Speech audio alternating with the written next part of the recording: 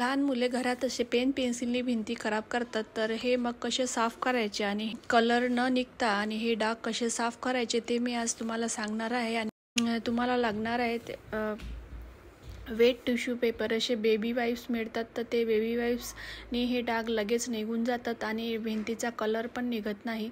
त्यासाठी असे बेबी वाईप्सनी त्याला पाणी वगैरे काहीच लावायचं नाही, फक्त बेबी वाईप्सनी असं ते डाग असे लगेच निघून जातात. आणि बघू शकता तुम्ही एक लाईन मी काढून दाखवली आहे. तर हे या साईडची पूर्ण भिंत मी तुम्हाला काढून इथे डाग क्लीन करून दाखवते, तर तुम्ही आणि कलर पण निघणार नाही आणि डाग पण एकदम स्वच्छ होतील. त्याचबरोबर हे कलरचे डाग पण या बेबी वाईप्सनी निघून जातात. आणि त्याच्यानंतर मी दुसरी ट्रिक पण तुम्हाला सांगणार आहे. तर आधी आपण हे साफ करून घेऊया, त्याच्यानंतर मग दुसरी ट्रिक मी तुम्हाला त्याच्यानंतर दुसरी ट्रिक म्हणजे आपण आपल्या घरी जे व्हाईट टूथपेस्ट असते त्याने पण डाग एकदम छान प्रकारे स्वच्छ होतात. व्हाईट टूथपेस्ट ते थोडा वेळ लावून ठेवायचा डागांवर, पेन्सिल किंवा स्केच पेनचे डाग असतील त्याला. त्याच्यानंतर ते असे स्वच्छ कपड्याने पुसून घ्यायचा, लगेच क्लीन होतील. आणि त्याच्यानंतर तिसरी ट्रिक आहे विनेगर तर सगळ्याच एकदम खूप छान असं उपाय आहे. विनेगरमुळे सगळ्या प्रकारचे डाग असे निघून जातात.